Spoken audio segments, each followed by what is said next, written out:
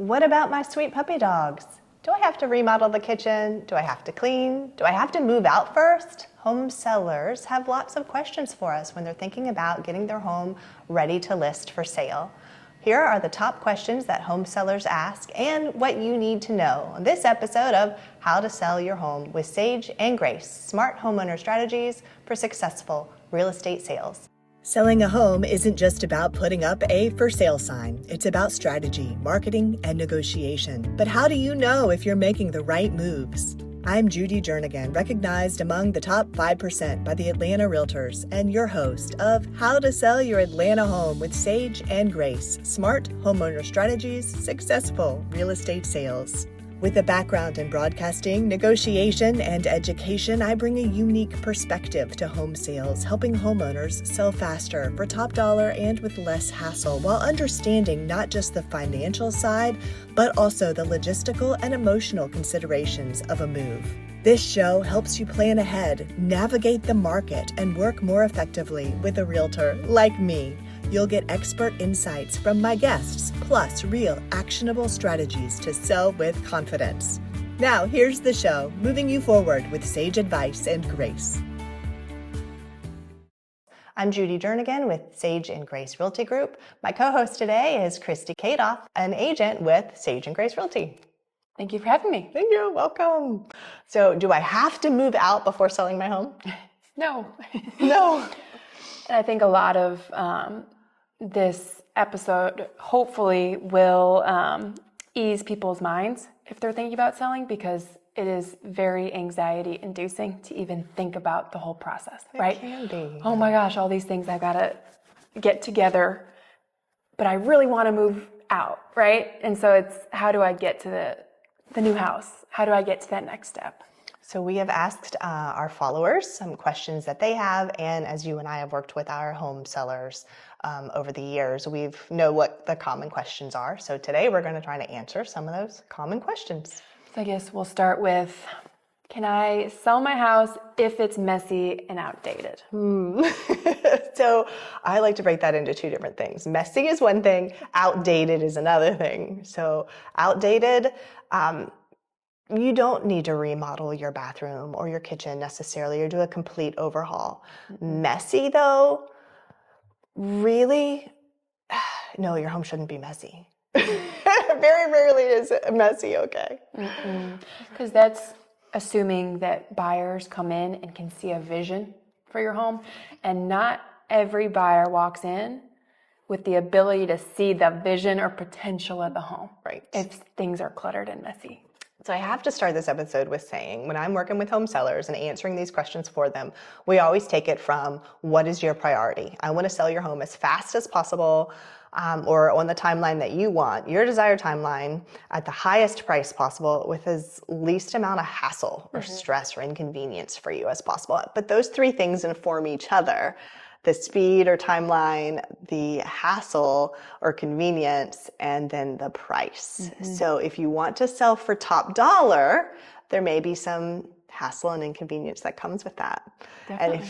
And how quickly you want to sell, if you're really in a big hurry, then that may be counteractive to wanting to sell for top dollar, or to having less convenience, the hassle of showings and the hassle of having to tidy up and not have messiness. So what is your priority if you have to pick one? So I come at these questions through that lens.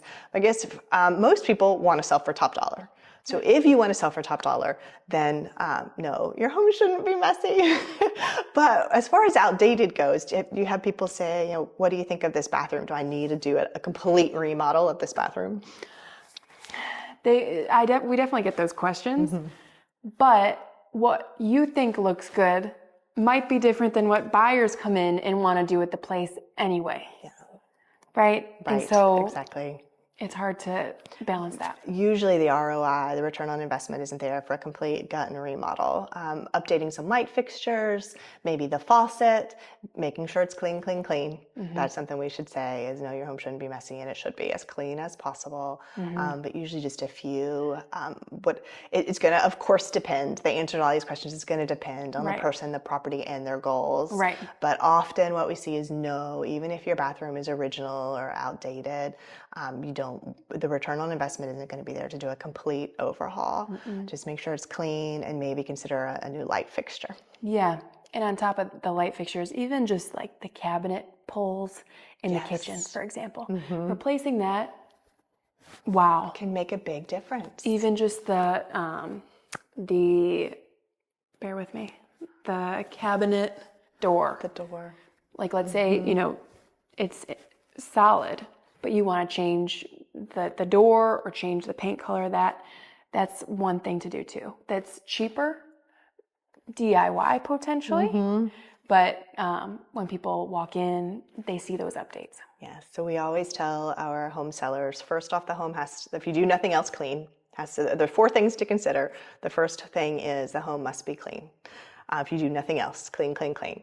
The second is to take care of any little maintenance handyman issues, no drippy faucets, no squeaky doors that won't open or close properly, cabinets falling off the hinges. These little handyman things, get all those taken care of. Otherwise, people think it's indicative maybe of bigger neglect for bigger issues in the home. And then, so if you only do 2 things, clean and take care of any little handyman things. And the third thing to consider is paint. Fresh paint can go a long way. And these top 3 things are less expensive than a complete remodel of any kind. So clean, maintenance, and fresh paint. It doesn't have to be the whole home either, just high traffic areas. Right. Thoughts on paint color? Yeah, something neutral, of course. We can advise our seller clients on what's going to match, like with their kitchen cabinetry or kitchen countertops. Yeah. You don't want to do a paint color that's going to clash with your existing kitchen countertops. But yeah, usually right now we did have many years of gray and stark white being on trend. We are now seeing the colors start to warm up a little bit, but it changes every few years. The color that's on trend changes a little bit, but it's always a neutral, lighter color. Yeah, usually a little bit lighter. And then the fourth thing, when you're getting your home ready to sell, it often helps people answer these questions that they have. The fourth thing is, do I need to stage? Do I need to declutter? Do I need to bring in a professional stager or furniture? And that is the first 3 things have to come first, but then the fourth thing is important. But do I have to declutter? Where should I put all my stuff? You can have a pod, right? You can put those boxes in the garage. There's ways to declutter. So yes, you do need to declutter. Yes. If again you want to sell for top dollar. And yeah, I love pods, like the portable storage units. They'll bring them to your house, set it in your driveway or at the curb. You fill it up with as much as you can pre-pack that you don't need. They can either stay there in your driveway if it must be, or the pod company will take it and put it in their storage unit and take it to your new home when you're ready. Definitely. I mean, I will say I've had some pushback on the staging, right? Because it is an extra cost. Can you talk a little bit about, will I see those extra dollars reflected in the long run? How does that typically work? So staging comes in different forms. So just decluttering and pre-packing is a form of staging. Making sure that you can use your own furnishings, but taking out any extra furniture that you don't need, your extra collections, your personal items, just making the home look as spacious and neutral as possible with your own furnishings is something that we can help you do. And that is a form of occupied home staging, and it can be so helpful if you have an agent who can help you do that. And again, it's your weighing time, price, and convenience. Right. But backing up for a second, we mentioned the storage pods, also the garage. I have had people be like, we have this great 2-car garage. We hate to fill it up with boxes. And I get where they're coming from, but if it's either a stack of boxes in the garage or a home full of your collections and too many personal items, we definitely prefer the boxes in the garage. It's okay to see a pile of boxes in the garage. You're moving, right? That's the goal. That's right. So you're going to have boxes. Much more important to have the home be decluttered and depersonalized. What do you think as far as occupied home staging? I think it's effective. when done correctly. And I think the big thing you said is getting rid of like the extraneous things, and having the basics, so people can still feel like they can, maneuver around the home, but see how the home could be laid out. Like I said, some people walk in and they have a vision and they don't need to see the staging of the furniture. But a lot of people need to come in and say, okay, this type of kitchen table would work here, the rectangle fits here, whatever. So people really need, I'd say the majority, need to see the home staged to really feel like they can make it happen and this could be their home. I have a listing right now where the home seller has moved out, but she was able to leave her dining room table, able to leave a sofa, a coffee table, a few things just to provide a sense of scale and help people see how the layout would work. And that helps a lot. It also, when there are furnishings in a home, it helps not give a sense of scale and see how the home could flow, what could go where, give each room purpose, but it also makes every little scuff on the wall or ding here and there less noticeable because there are other things to look at. Whereas if it's completely empty, then your walls are going to need to be perfect and your flooring is going to need to be perfect. Right, because that's what they're focused on. That's all there is to see. Yeah. You are, this is a good question for you because you are really have an eye for design. So what is the difference? This is something we get from our home sellers. What's the difference between staging and decorating? Does staging just mean I'm going to set my table pretty? No, I'd say staging is more, the furniture in different areas to show the layout and structure of the home and where things could go. And this is where I have my morning coffee. And then I can come over and, sit here and it's like a lifestyle. Yes. That's what you're selling. You're selling the lifestyle.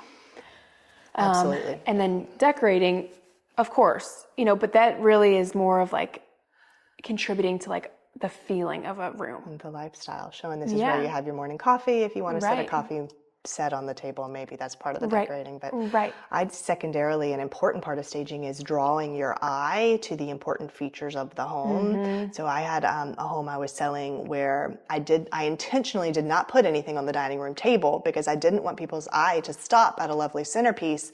I wanted it to go beyond the table to the bay window and the view outside that bay window. Yeah.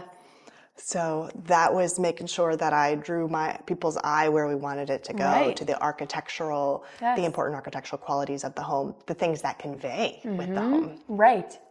And that's strategic on your part. The things that you have to do behind the scenes to prepare for showings. Yeah, exactly. That's taking it just to the next level.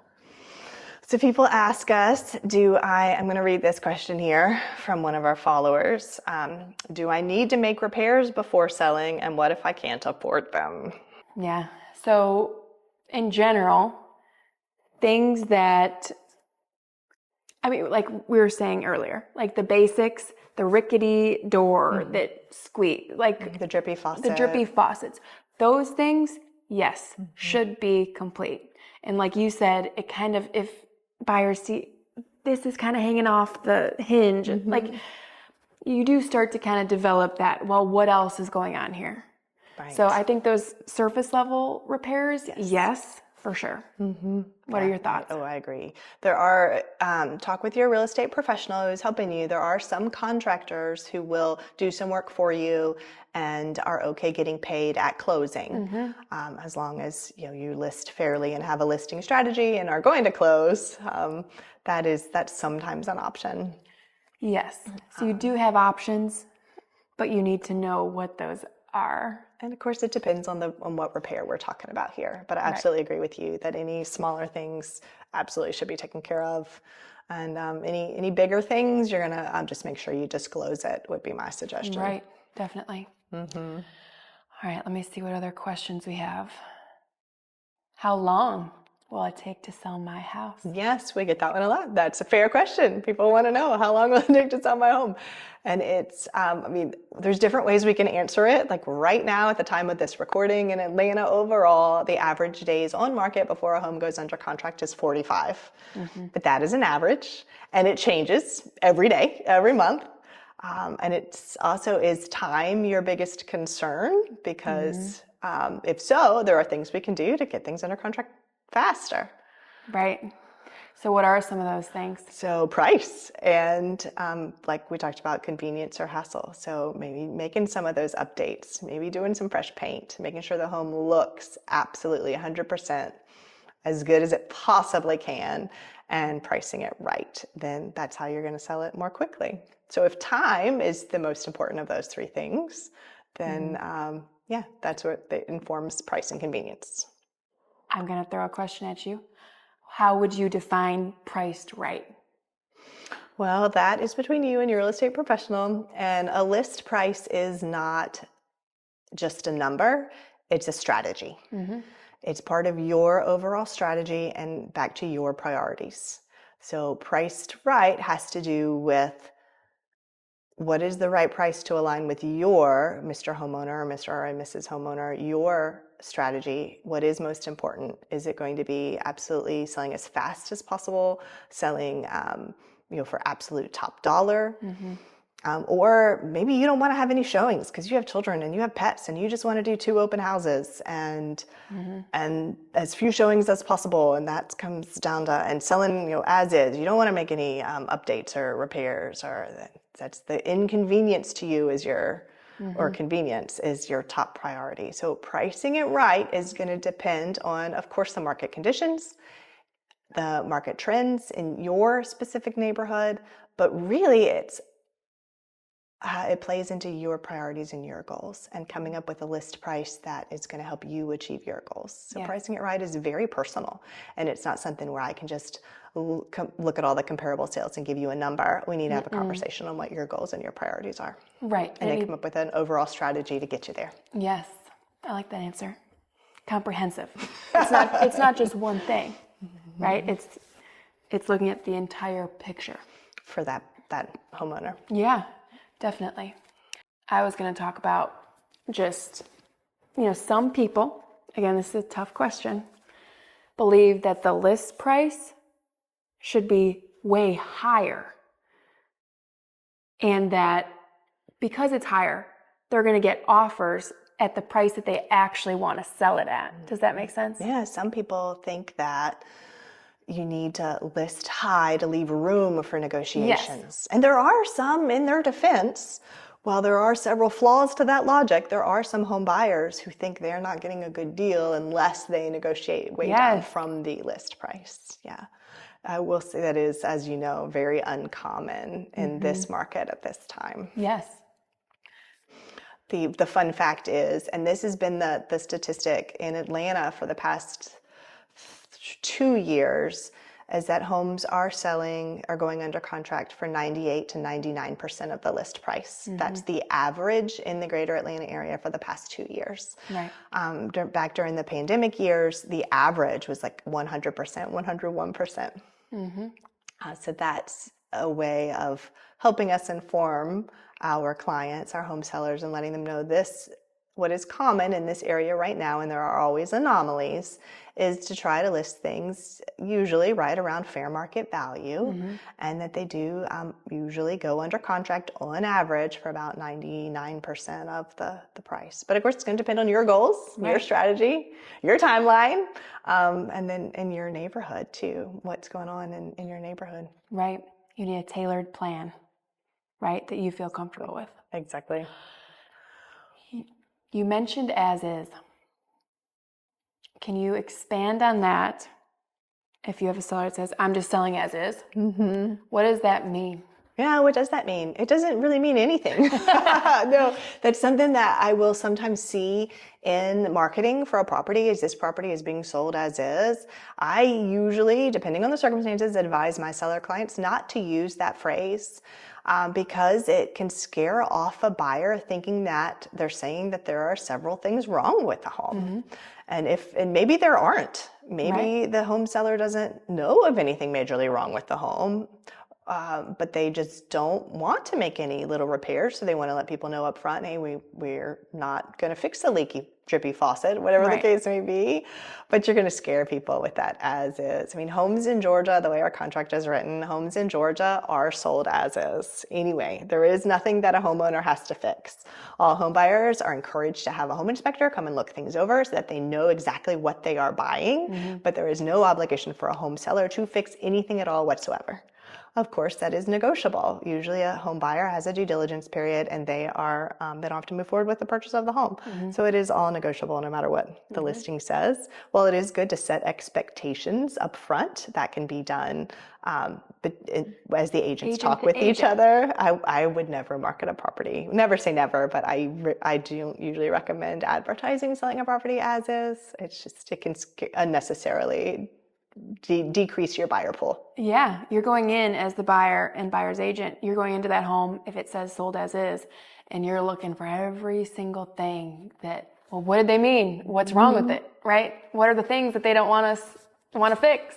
Yeah, so exactly. It does detract a little bit. Don't scare people unnecessarily. No. Right. Can you help me explain? This is a question we get. What's the difference between under contract versus closing? Oh, so under contract means you as the buyer, presents an offer to the seller, right? And the seller signs that contract, agrees to the terms after usually much negotiation on, both sides come to, an agreement that the two parties are typically comfortable with. And the seller will sign the contract. And then it's officially, once both parties sign, a binding contract. And it's a legally binding document. You are under contract. Mm-hmm. The closing is, we can talk about, how long typically a closing occurs from being under contract, but it is typically in this market about 30 days. So you'll be under contract, and then the closing occurs, and that is when you're signing all of the documents, and it officially becomes the home buyer's property at the closing table. There's a lot of things that go on between under contract and closing, though. There's a lot. There's many steps to the process. We call it. It is a process. But no, you explained that. You explained that well. I have a question here from Collected by Karen. Do home buyers really care about small things like burnt out light bulbs? No, but it just, again, it contributes to the overall feel of a place. Mm-hmm. So when you try and turn on the switch and nothing works, you're like, well, does anything work? Mm-hmm. Right? You just, again, it kind of sends some of those alarm bells. Like one burnt out light bulb, maybe not a big deal, but we do find that our home buyers really like spaces that are light and bright and that they can see, and being able to turn all the lights on when we walk in, or having them already on, better yet, is home buyers really do care about the small things, especially because it's accumulative. All the small things add up. Yes. Mm-hmm. And when you keep trying those light switches and nothing works, it's just, you're just like, what's going on here? So I am a licensed broker in the state of Georgia, also a real estate broker in North Carolina. In North Carolina, people move with their refrigerators. They take their refrigerators with them, like most of the time. Here in Georgia, interesting. What do you think? Should I leave the appliances or take them with me? Is a question that we get. I would say in the state of Georgia, most people leave all appliances. The two that I see are most commonly taken are the washer and the dryer. I've never seen a refrigerator taken. Mm-hmm. It is negotiable. It is more common for the refrigerator to stay and convey with the home. Yeah. Yes. Doesn't have to, but it's a lot of work too on the on the sellers to bring a refrigerator. Bigger refrigerator. So I think sometimes ease might impact their decision, but in general, we see that most appliances convey. Yeah, except maybe not washer dryer. Yes. I've had buyer clients be upset when they see that the washer and dryer is not conveying with the purchase of the home. They just think it's a cheap move. We have to explain that is not as customary. Sometimes people do move with their washer dryer around here, but Right, especially if it's brand new. They love it. They just bought it. Okay, maybe they want to bring it. I will say our contracts do a really good job of helping keep everyone on the same page. There's a nice little checklist that says what stays and what goes. So we as your real estate professional, used to work with you to make sure that that's filled out correctly. And even the refrigerator, someone may say the refrigerator stays. If it's a really nice refrigerator, you may want to make sure that you put in like the model number or just some specifics so that you're not left with like a small, people have horror stories. I personally haven't seen it, but of a seller having moved out and left like a small dorm fridge in place of the big kitchen refrigerator. Being like, what? You said it's a fridge. It's a fridge. Here it is. Right. Oh my God. We don't like those surprises. That's funny. I guess speaking of the process between going under contract to the closing table, due diligence, the due diligence period. What is that, and how does that protect a buyer? So as far as the questions that we get from our home sellers wanting to know what they need to worry about during the due diligence period, the big question is, am I going to have to make repairs?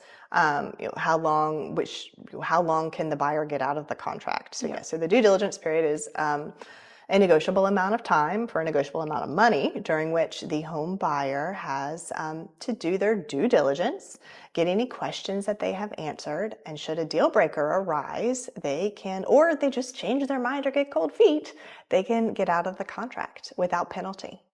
So this is a time that home sellers are sort of left biting their nails. They're sort of in limbo. They don't know if the home buyer is going to move forward or not. And there's not a whole lot they can do other than, be cooperative and have the home inspection go as good as possible by taking care of those maintenance things that we talked about earlier. And did that answer your question?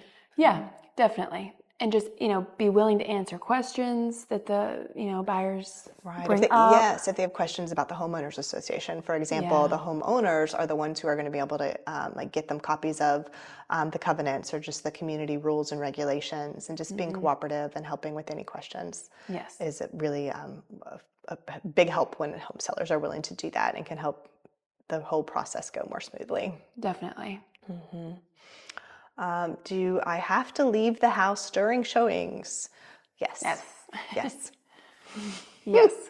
What happens if I have my home listed for sale, I'm still living there, and a home buyer or someone shows up late or without an appointment, knocks on my front door, wants to look around?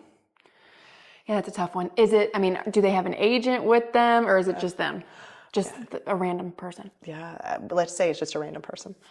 No. Don't let them in your home. Please. Don't let a random person, as much as you want to sell your home, and we want to help you sell your home, do not let a random person in your home. Give them your agent's card or phone number, or tell them, call my real estate agent, and they'll help you schedule a tour. Yes. I think that's fair. Mm-hmm. And if they're with another agent, you have to say, you need to call my agent. And same if you have a home, if your paths cross, maybe you left for a showing and you left as the home seller and you came back and they're just now leaving the property, maybe they were running behind or whatnot, and your paths cross and your paths cross and the home buyer wants to talk with you directly as the home seller. Don't do it. I mean, be friendly, but really anything you say can and will be used against you. It is true. That's the thing. Just thank them for stopping by and say, you're in a hurry or what. Just say, please send thank you so much for your questions and your interest. Talk to my agent. Right. That's what you hired us to do. That's what you hired us for. Let us handle all the questions and all the communication. Yeah, because when you start saying, well, I'm moving out to Arizona and I start a new job in next month. You may be hurting your negotiating power. Now the buyers have something more that they wouldn't have known. Or they may read into things that you never implied, never intended, that you'd never guessed. Right. Just let your agent handle it. Yes, keep it short. Mm-hmm. Mm-hmm. What if I get multiple offers? How do I pick the best one? I think this is a fantastic problem to have. Yes. So this is where your agent is working with you directly, going over every single piece of the offers that you've received. Exactly, because it isn't always all about the purchase price. No, you've got to look at those terms, and you really have to see, closing date, for example. This buyer wants to close this month. Okay, well, this, buyer is offering just a little bit more, but they want to close in 60 days. Those things. And how does that mesh with your timeline? Right. Financing. Yes. The higher purchase price, if the financing isn't there, if they're not qualified, if we're not certain they're going to be able to actually pay that higher purchase price, right, then that may not be the offer you want to go with. Right. So your agent should walk you through every piece of the offers that you receive. Right. All the different, there's a lot more to it again, than purchase price, all the different terms as you call them. So terms are closing date, due diligence period, the length of due diligence, the financing contingency, the appraisal contingency. Earnest money. How much earnest money are, buyers willing to put up? Yes. Showing their interest. Showing how earnest they really are. Yeah. And of course, remember, all these are negotiable. Yes. All these different terms. Right. So what happens if the buyer's home inspection finds something that I didn't know about? It usually does. Yeah. And, inspectors are looking at every nook and cranny. That's their job, is to find what is going on in the home. Yeah. And so if that does happen, again, that's you going back to your agent, working together as a team to figure out what's the remedy, what's the course of action. Right. Yeah, I'd say that is a question that we get from our home sellers. They get, and the answer is you should expect that to happen. Even though you do live there, you're not a home inspector. Right. Right. And their job is to find things that you didn't know about. And that's okay. Right. We'll address it. We'll address it, and we'll figure out the best path forward for all parties. Right. It is just anxiety inducing, right? It just be. is. Yeah, it can be. Do I have to be at the closing? Depends. It depends. Usually, so the majority of the closings that we do here in Atlanta, Georgia, yes, the home seller does sit at the closing table, which is a conference table in a real estate attorney's office with the home buyer, and they exchange pleasantries, they sign documents, and they exchange the keys. Yes. And it's usually really a happy occasion. It is. Yeah. The only times I've had clients not attend the closing is if it was a full cash purchase. They signed electronically. So that is an option. It is. I have had people who were just not able to be in state. They'd already moved. So there are options you can discuss with your closing attorney and your real estate professional about doing things through the mail or electronically. There are some different options. So no, you don't absolutely 100% have to be at the closing, but typically you are. So you're going to want to plan to maybe take a few hours off from work that day, that sort of thing. And closings occur on business working days, right? Monday through Friday, 9 to 5. Right. Really. So you are going to have to probably take at least a half day from work if you work a traditional 9 to 5. Right. So that's good to plan ahead. Yeah. Definitely. No surprises. Any other questions that your home sellers have gotten you and think we should talk about? Oh, let's try and think. We can invite our followers to leave a comment with their questions, and we'll address it in the future. I think we've hit on a lot of the common ones we get most often. Yes, I think so. I think that kind of covers it. Right. You've been watching How to Sell Your Atlanta Home with Sage and Grace, Smart Homeowner Strategies, Successful Real Estate Sales. I'm Judy Jernigan, founder and team lead for Sage and Grace Real Estate and a partner at Clario Real Estate. We'll see you next time. Thanks for joining us on How to Sell Your Atlanta Home with Sage and Grace. I'm Judy Jernigan, and I love helping homeowners sell smarter with less stress and better results. Who do you know with real estate questions? Please connect us so we can make confident, well-informed decisions and get the best possible outcomes together. If you enjoyed this episode, be sure to like, subscribe, and leave a 5-star review. It helps more homeowners get the smart strategies they need for a successful sale.